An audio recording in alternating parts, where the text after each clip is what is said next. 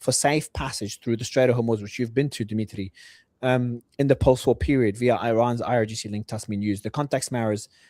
Iran's senior security official said yesterday the strait will reopen to the world, quote, but not for Trump.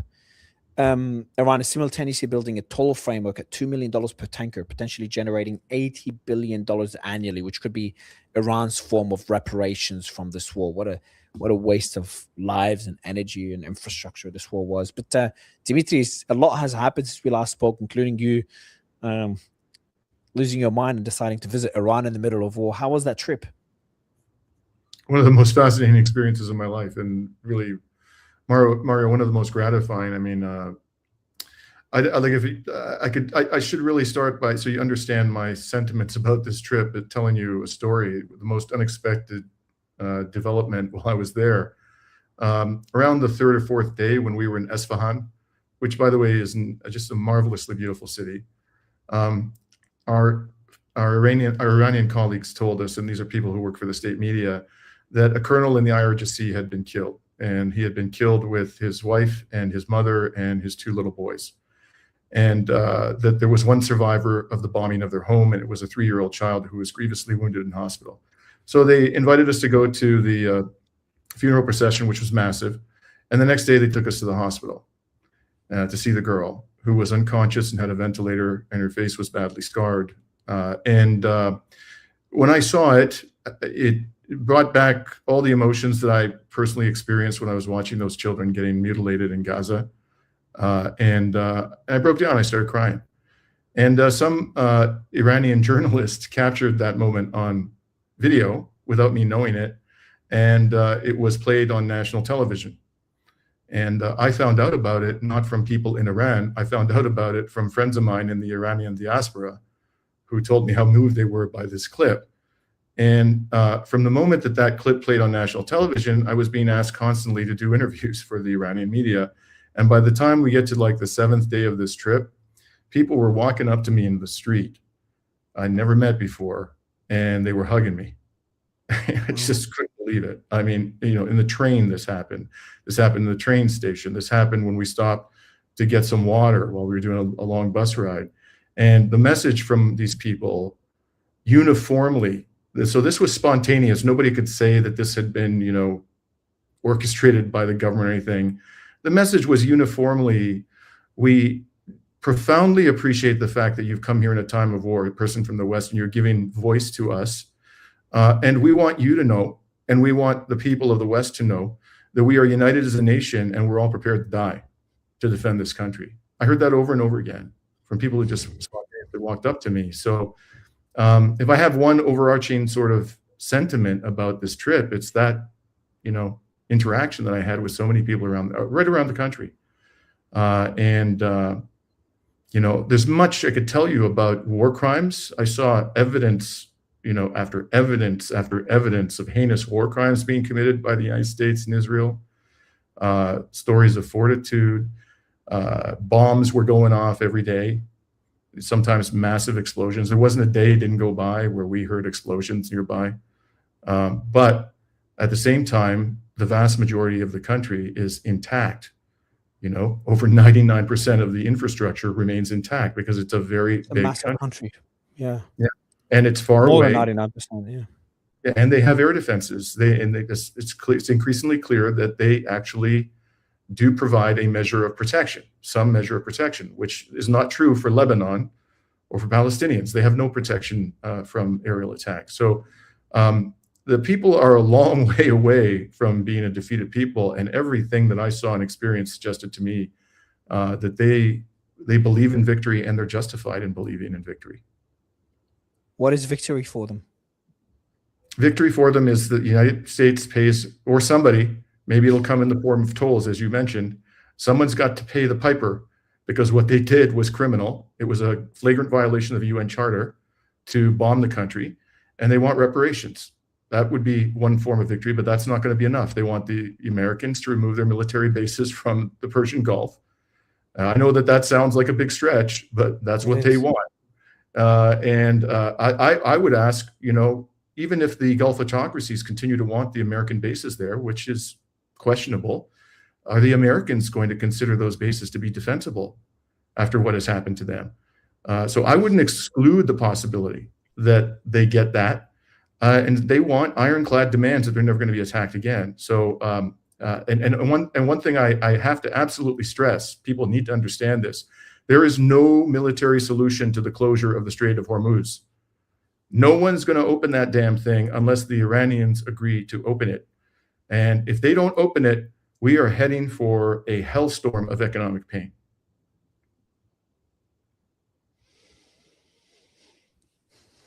So then, what do you make of them denying the ceasefire proposal? I don't know if they denied the proposal or denied negotiating in Pakistan, and they want Qatar instead. Sorry, Bahrain. Qatar. Sorry, of course not Bahrain. Qatar instead. And now Qatar has refused this to house these negotiations, to facilitate these negotiations. So, what do you make of all this? So, is it Iran refusing to negotiate completely? Do they want a different location? Why don't they want Pakistan? Why is Qatar saying no? So, I think Qatar is saying no because they want the strikes on their territory to stop. What do you make of these developments, and then also your reaction to Trump's speech? And what do you think? How do you think Iranians reacted to that speech after you met them on that trip? Well, the reaction to Trump and Netanyahu is one of universal scorn, contempt, and disdain. I mean, whether they were critical of the government or not, no one, Mario, no one I spoke to, and I must have spoken to over 200 people on this trip, said they attached the slightest credibility to the claim that the Trump and Netanyahu regimes are trying to help the Iranian people. They don't believe that. And you could see, I saw over and over again in every city that I went to pro-government demonstrations. I did not see a single anti-government demonstration. And a repeated demand, and the thing that people told me one-on-one conversations and things that these people were in these protests, is they don't want no negotiations. They are adamant about that. So I haven't heard about this latest news that you just recounted about Qatar and Pakistan. Yeah, that just happened in the last hour. Well, unless there's an official confirmation from the foreign minister or the president or the IRGC that the government of Iran is engaged in negotiations, I don't believe for 1 second that there's any negotiations going on. I believe that the Iranians are going to make the American economy scream until Trump starts to make serious concessions. And that means there's going to be a lot of damage done to the global economy. I hope I'm wrong, Mario, but that's the way I see this playing out, man, because there's no indication that Trump is willing to make any concessions to Iran. None. And they ain't going to stop until they get, substantially what they're asking for. They may be willing to compromise. Don't you worry if Trump goes on with this threat, delivers on this threat of striking Iranian infrastructure, including bridges, even desalination plants you mentioned, energy infrastructure, power plants, that would cause significant suffering for the country. The country's already experienced billions in damage, but that would 2-3x that. Well, he's not going to be able to destroy the energy grid. Okay, that's not happening. He can destroy quite a bit of it, but there's still going to be a significant amount of energy in the country. Look at what the Russians have done to Ukraine for 4+ years. They still have an electricity grid which does to some degree function. And Russia has been trying for years to put that energy grid out of action. And it is much less dispersed than the Iranian energy grid. And the Ukrainians don't have even, 1/10 of the oil and gas that Iran has. So what does Trump think? He's going to go on some 3-week bombing campaign and he's going to put the lights out in Iran, and all of a sudden the Iranians are going to get down on their knees and beg for mercy? I mean, this man's delusional. It's not happening. Can he inflict a lot of pain and suffering on the Iranians? Yes, he can. But the Iranians can inflict a lot of pain and suffering on Israel, U.S. military bases in the region, and major economic assets of the U.S. corporatocracy in the Gulf. And we've seen that. So sure, he can escalate. They're just going to respond with further escalation. I don't think there's any inclination on their part. I didn't get any sense of this at all, Mario, anywhere in the country. There's any inclination. You could move around. They allowed you to move around and speak to whoever you want. Yeah. No one. I'll give you an example. Okay. I went on the day after Ramadan ended. So this is a major event in Islam. It's called Eid al-Fitr. I went to the largest mosque in Iran. It's called the Mosalla Mosque in Tehran. Okay, And we observed prayer there. I've never seen such a huge gathering of worshipers. I mean, it was gigantic. If you look at the people inside and outside, it was well over 100,000 people. So we were inside. It could have been over 200,000 people. And we were inside until the prayer was finished. And then we walked outside. I saw thousands and thousands more worshipers on the ground. And my colleagues from the Iranian state media said to me, "You want to interview anybody?" I said, "Yeah." They said, "Pick a bunch of people. Just pick anybody." Okay, these were just random people kneeling or sitting down on their prayer rugs on the tarmac outside this massive mosque. So I started picking people. I picked young people. I picked middle-aged people. I picked old people. And everybody told me the same damn thing. "I'm ready to die for my country. These people will not defeat Iran. If I would consider it an honor to die for my country." Now, is it possible they were lying to me? Sure. But that wasn't my impression, Mario. I didn't have that impression at all. Did you have, if you don't mind me asking, did you have any, were you alone? Were you with a handler? Was he armed? Just trying to get, okay. There's so nobody, they were pretty open with you. Nobody in our entourage had a weapon. As far as I could see, I mean, maybe somebody hid something in a bag somewhere. No, I'm not asking you whether there was any intimidation, because if you have with a soldier next to you, IRGC member there, maybe the Iranian wouldn't be too scared. Because obviously it's very different to what we saw. Remember, during the protests in January, we saw people drawing Trump's name on walls and stuff. Now, I don't know how true it is, but obviously things changed before then to now when the country's being bombed and you're seeing a rally around the flag. What about your visit to the Strait of Hormuz? That was pretty extraordinary, seeing your video. Someone sent me a video saying, "Mario, look at this guy." I think they posted it on my channel. Look at this guy visiting the Strait of Hormuz. I'm like, I know this guy. I know this bald head. This is Dimitri. What is he doing there? And what was that visit like? What did you see? Who did you talk to? Well, it started really to understand what happened on that day. I need to step back a little bit and tell you about Bushehr. So we went to nuclear power plant is, yeah? Yes. We went to Tabriz in the north, and then we went to Tehran, then we went to Esfahan, then we went to Shiraz. And the first time we actually get to the Persian Gulf is Bushehr. And the thing about the Persian Gulf, you don't have to be a military expert to understand this, is that targets along the coastline are more accessible to the Israelis and the Americans because they can fire at them over the Persian Gulf, right? There's less likelihood they're going to be taken out by air defenses. So that area of the country, as soon as we got to the Persian Gulf, we knew we were in heightened danger. So in Bushehr, we went to see 3 sites, civilian facilities that had been destroyed.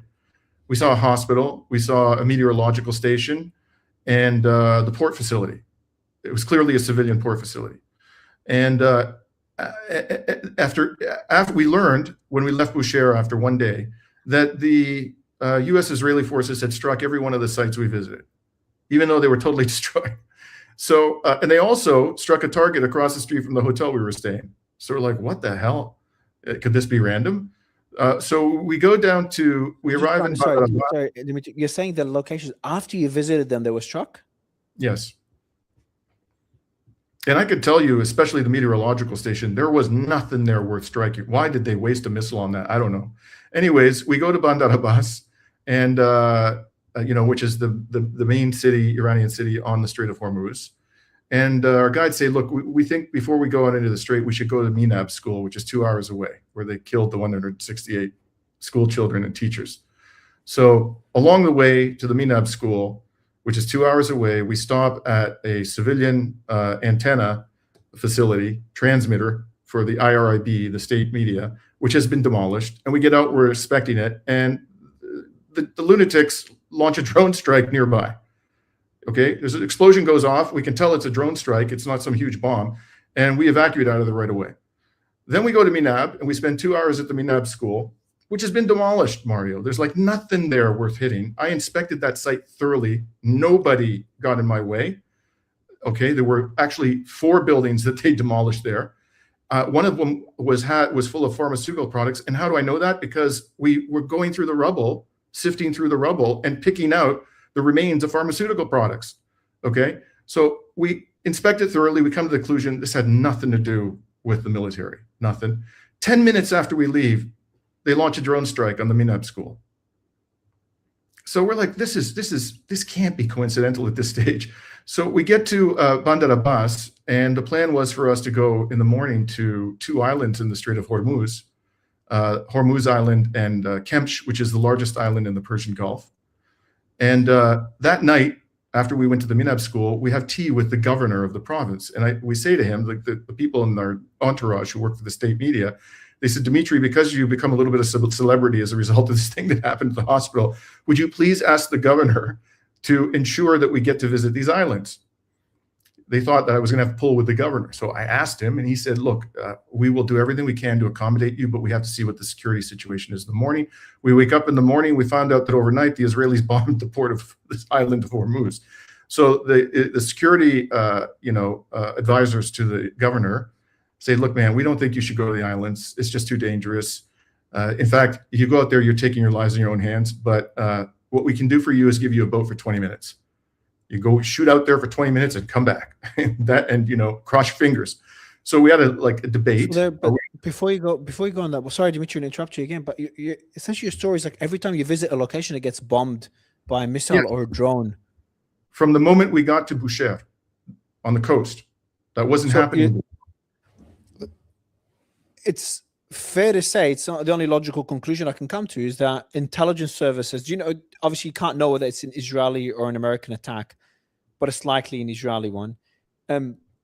We know Mossad's capabilities. So you're obviously come to the same conclusion that Mossad was able to know your whereabouts and was sending you a warning so you stop your coverage? Yeah. Bear in mind, Mario, that by this point in time, there have been multiple reports on Iranian national television. It wasn't just me. Okay. Tim Anderson from Australia was being interviewed by the Iranian media. Ahmad from Propaganda & Co. was being interviewed by the Iranian media. We were all over the Iranian he was there. Media. Propaganda & Co. I know him. I know Ahmad. Yeah.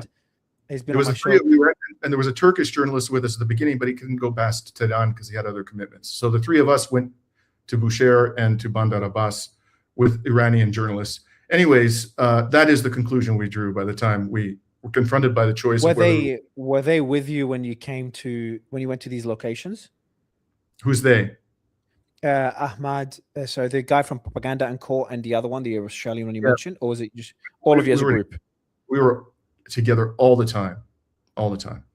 And do you think they found out about you? Maybe that video that made you go viral brought their attention to you?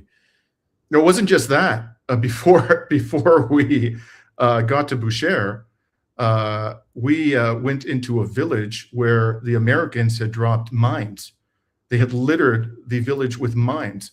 And we went in there and I filmed this. Okay. I filmed these mines and they were like very dangerous. You don't want to stick around them very long. But I just quickly went in there, and then I get contacted by the New York Times and the Washington Post, and they want to use my video.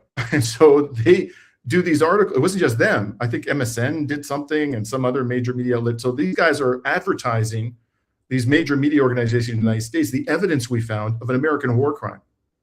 That's what it was. They dropped mines on a village and they killed the people. We went to the house of the person that they blew him to bits, and his family was absolutely devastated. All of this is on video.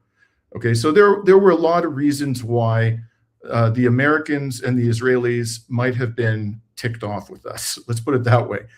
So we had to make a decision at that point. The morning we woke up and we found out that they had bombed the port on the island of Hormuz. And, everybody, there wasn't much hesitation at all. I mean, at this point, we were so outraged by everything we were seeing, and we're just like, to hell with it. We're going out there.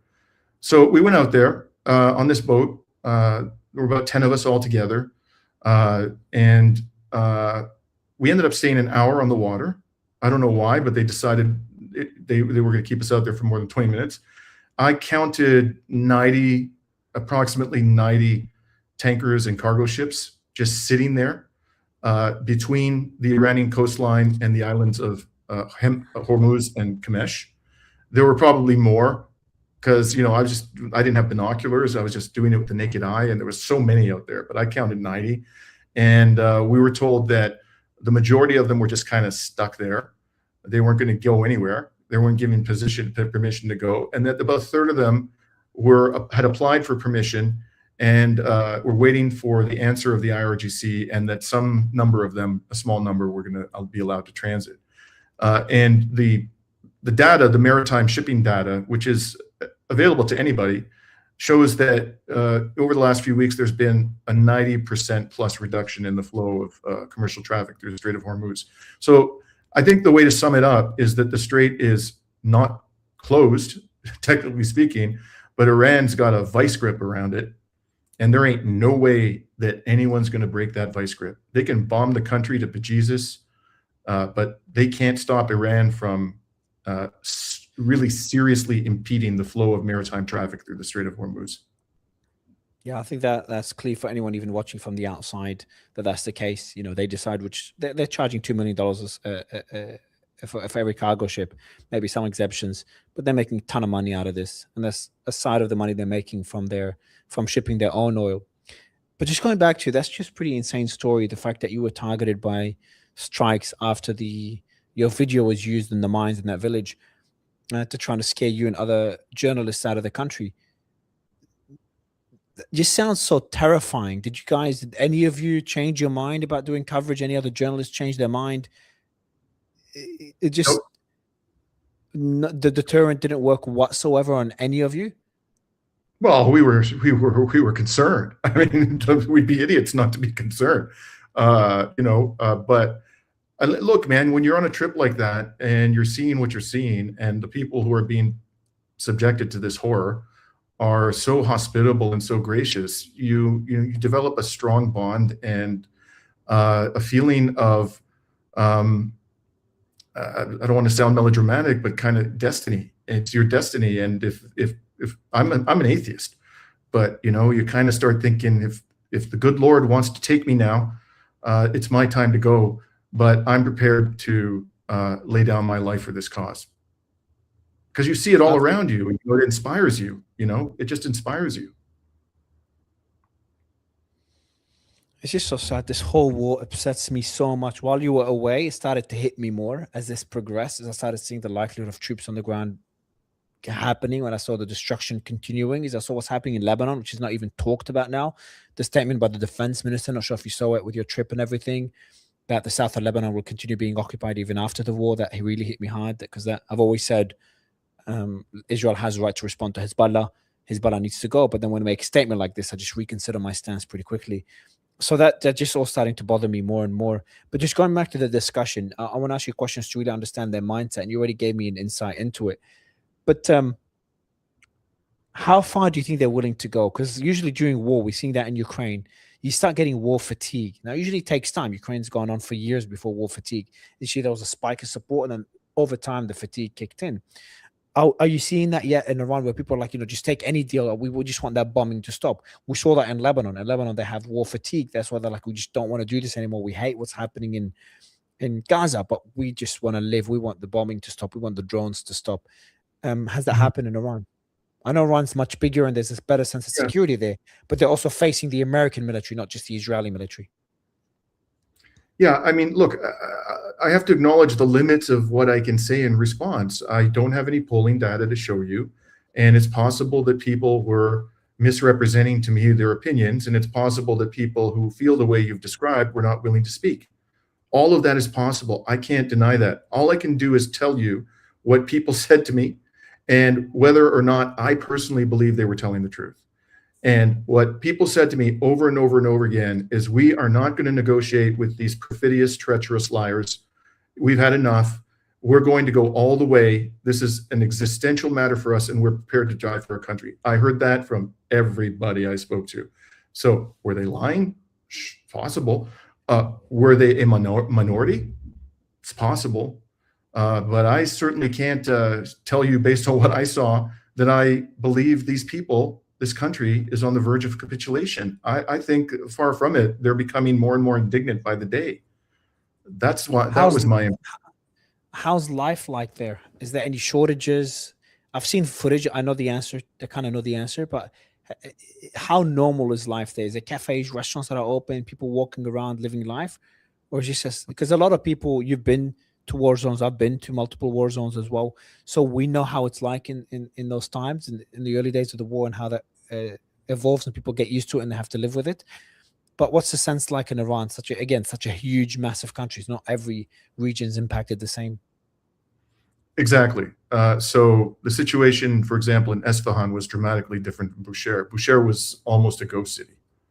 Now, I kind of after we saw Bushehr and what a ghost city it was, there was still, some businesses open. And by the way, there was one hotel in Bushehr, which is a city of, I think, 500,000 or 600,000 people. and it was a complete dump. It was like the worst hotel I ever stayed in my adult life, but we had to stay there because there was no other hotel open. That's how closed down the city was. What's the hotel called, if you don't mind me asking? Oh God, I don't even know, man. It was just like I've stayed in better, Motel 6s in Mississippi than that. So, anyways, but generally we stayed in reasonably good accommodation. The hotels, for the most part, were empty. There were people who were dining out in the interior cities, but as I say, Boucher was almost entirely shut down. The food is available, so you can see in the shops there's plentiful vegetables. There's chicken, there's lamb, there's meat available. People are selling these in all over the country. Now, I can't speak to affordability, though. I think that's probably an issue for a lot of Iranians at this moment. But the supplies are there. There was no evident. I didn't see any restrictions on water anywhere we went. So that doesn't seem to be a problem. In fact, I saw there was a lot of rain while we were there. There were snow-capped mountains all over the place, and that's obviously going to provide a lot of water in the months ahead. There were some lakes, some rivers, intermittent rivers that were running. Didn't see any water restrictions. And the other thing that was really quite striking is that you can fill up your tank for less than $1. So that blew me away. There's only apparently one country in the world. That's the middle finger. That's a middle finger to the rest of the world. Yeah. Well, this has been this way for some time, actually. In Iran is the second cheapest country for gas to the consumer. There's only one country that's cheaper as Venezuela.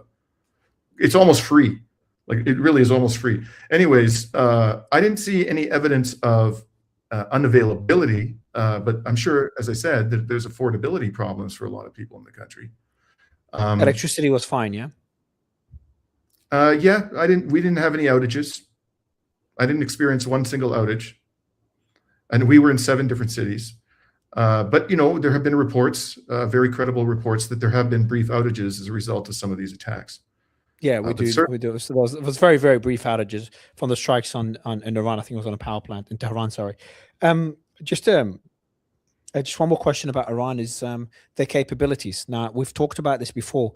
Has your perception of their capabilities, putting the emotional and humanitarian aspect aside, their military capabilities, what did you see, or what sense did you get out of it? I know obviously they didn't allow you to visit military installations, which are all hidden, but did you get any sense whatsoever of their capabilities? Obviously, we saw them today shoot an A-10 and F-15, which is very significant and damage to Black Hawks, which is a very significant day for the Iranians, and one pilot is still missing. But have you gotten more insight of that on your visit?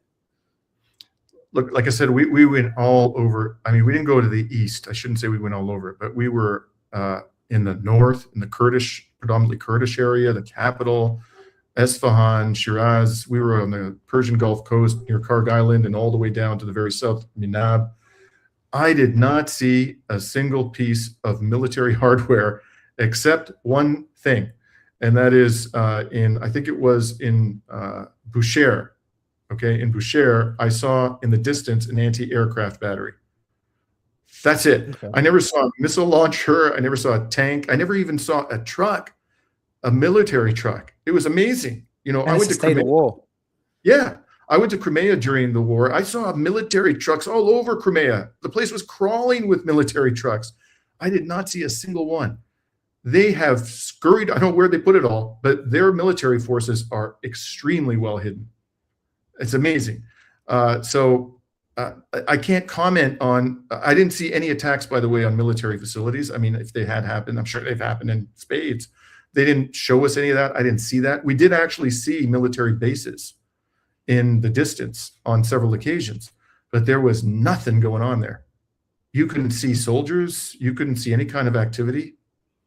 It's like, I don't know, they've all gone underground. I don't know where they are. But did you see any air defenses operate in the night? No, but we heard them. We heard air defenses. Said there were.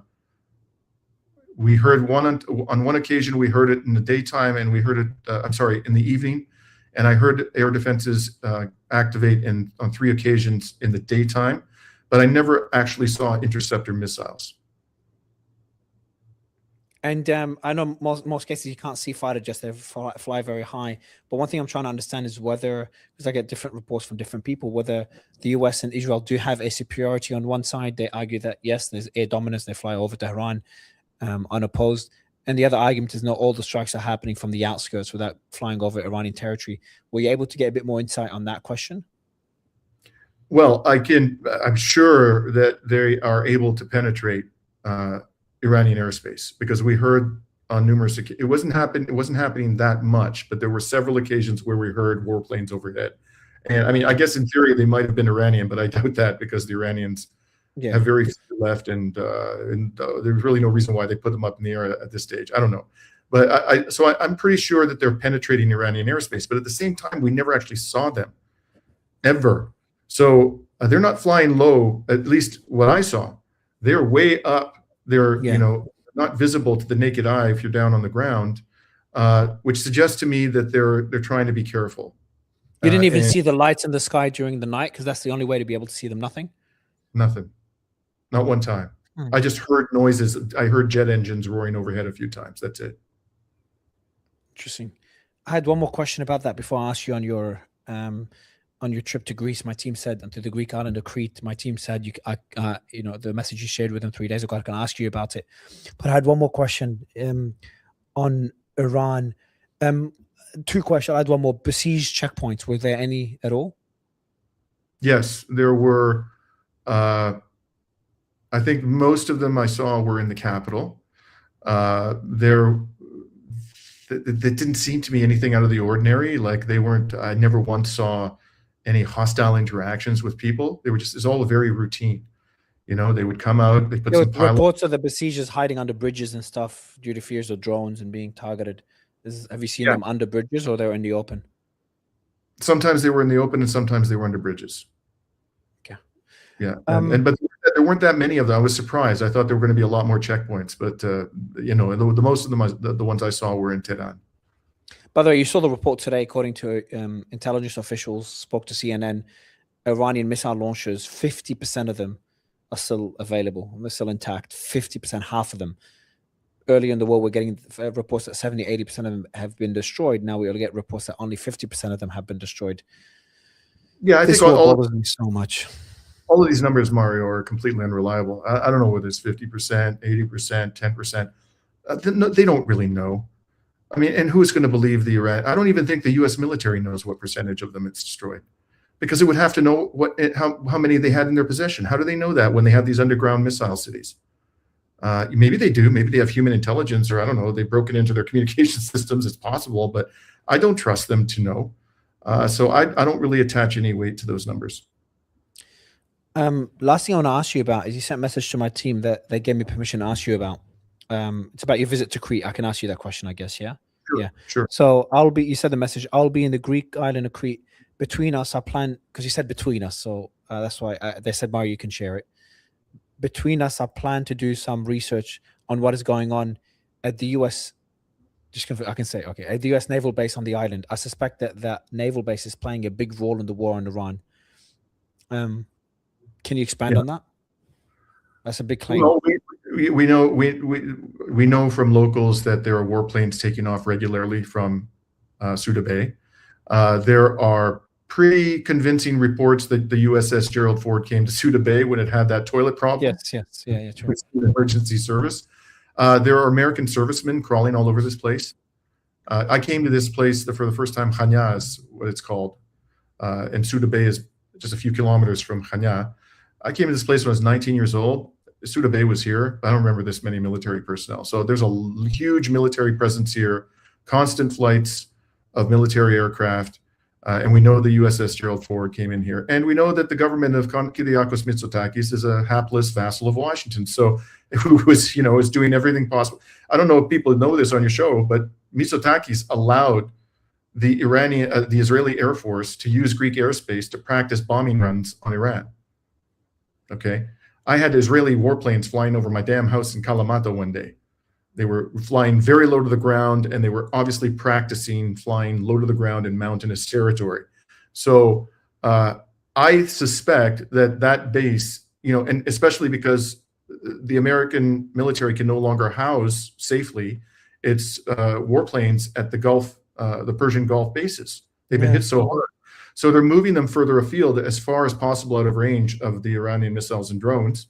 And I think the natural place for them to go is Suda Bay and Akrotiri in Cyprus.